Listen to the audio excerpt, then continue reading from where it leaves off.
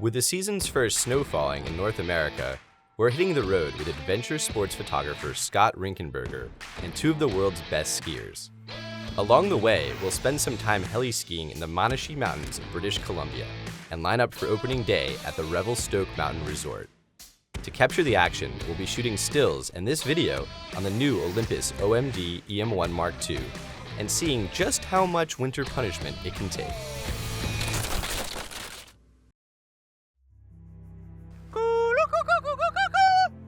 Originally a professional skier, Scott Rinckenberger used his backcountry skills to transition into a career in photography.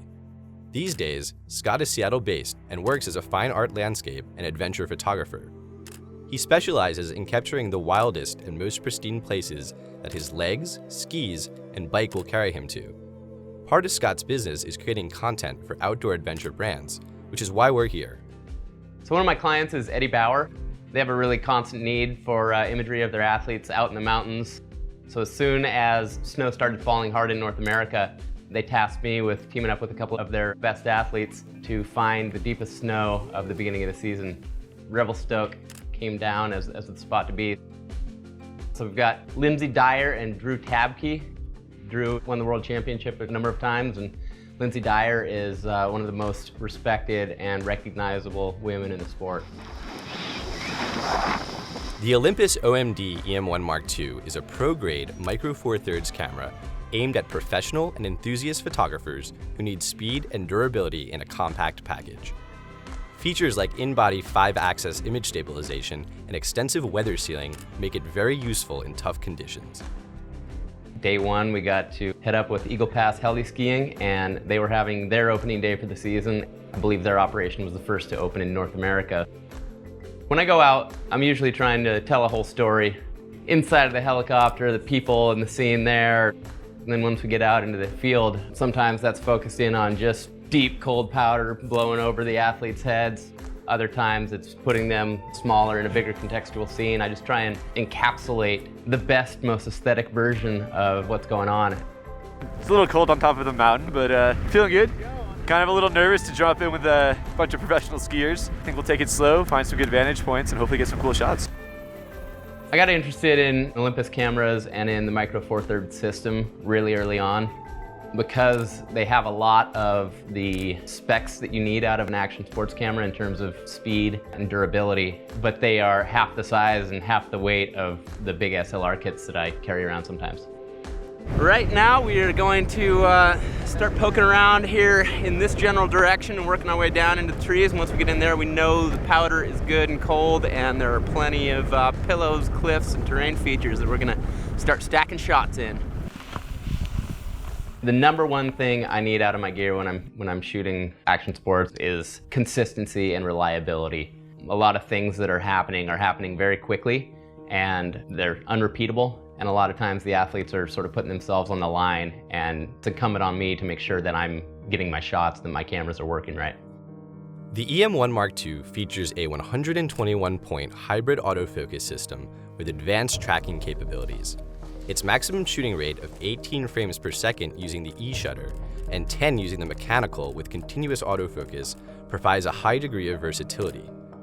As well as stills, the E-M1 Mark II can also shoot 4K video at 24, 25, and 30p. With an ultra high-resolution cinema mode, it can capture 24p video at 237 megabits per second. This, coupled with the in-body stabilization, makes the E-M1 Mark II an impressively capable video camera, especially in situations where a large video rig would be impractical. So Scott, we're here. We just came down a nice powder run. We've got our athletes up there. What are we doing? So one of the sort of go-to moves for shooting powder riding is getting a long lens and a really clean line of sight and having the athlete come directly towards the camera. We'll have the continuous focus tracking on this on the low-speed electronic shutter. What kind of shutter speed are you looking at? The default exposure setting for shooting snow anytime, midday is 1,000th at 5.6. All right, Scotty! We're also joined today by our guide, Scott Newsom from Eagle Pass Heliskiing. He's on double duty, keeping us safe and acting as another subject for our photos. Tack sharp. Dan, we got Drew up here on top of this cliff. He's going to take off the little ledge system. He's got a air over some of the trees and rocks, and then he will hopefully find the sweet spot landing. That sounds terrifying, but let's do it. Dropping!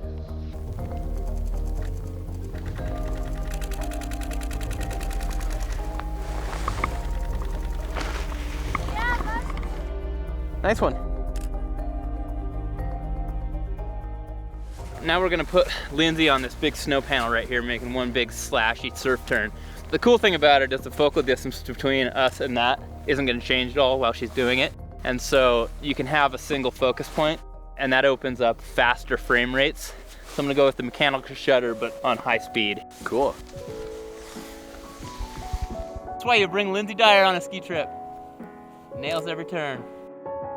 At the end of the first run, we found the landing zone for the helicopter and set up for a few landscape shots.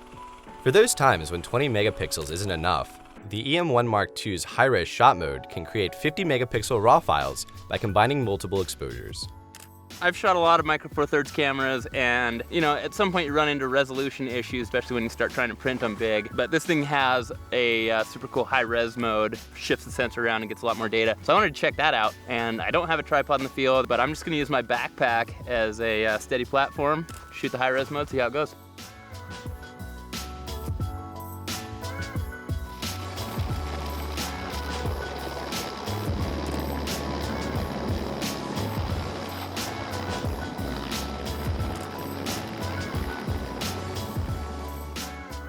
The next morning, it was time to hit the resort.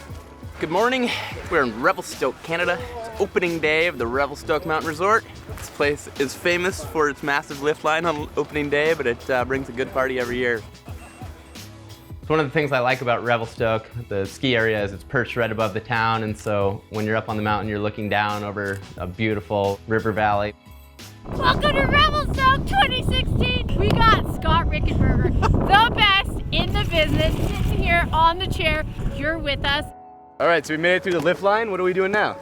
We are gonna go and hunt some powder. So Drew and Lindsay and I are gonna take off for a little bit and get some shots in the bag while it's getting good. That sounds good.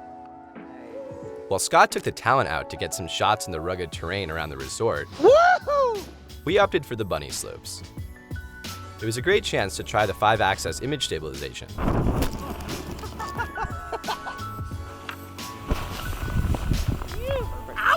We kind of ducked over into some terrain toward the edge of the resort and worked on finding the big clean patches of powder in the trees. The snow was light and deep. Beautiful powder skiing images, which are always so fun to get. After Scott had his shots for Eddie Bauer in the bag, we met up for one last setup. Perched on a steep hill at the top of the resort, we had a perfect scenario to try out the new Pro Capture mode. We set up a shot that I really liked where I got into sort of a cave underneath a cliff that had icicles hanging down. One of the challenges of doing this is that you can't see exactly when the athlete is gonna come into your frame. Sometimes, by the time you see him and pull the trigger, you're kind of too late and you've missed a lot of the key images. So this camera has a Pro Capture mode, which is interesting. It actually is constantly buffering if the shutter's halfway depressed, and then it will retroactively keep 14 frames, so you may get shots that you conventionally would have missed. Okay, Drew, action! These are all the frames that exist, frame, frame, frame, frame, frame, and then he appears. I think everything about working in the mountain winter environment is sort of inherently challenging. Hard to stay warm, it's hard to stay dry, it's hard to keep your gear working perfectly, it's not for the faint of heart. My goal for my work is always to do everything I can to make sure that I'm pushing the line and elevating the work beyond just making pictures to making art. Being out in the mountains, whether it's for work or for pleasure, for me it's just the place where I feel like I'm sort of most fully realized as a person. But mostly I just like the fresh air, I like the views, I like the people, and every day out's a good day. Over the 2 days, we put the camera through some of the most extreme conditions you could imagine. Spraying snow, freezing temperatures, and even the occasional smack on the ground. It held up when a lot of other cameras wouldn't have, and helped us come back with some great shots. Taste of freedom right here, boys. For DPReview, I'm Dan Mercaya.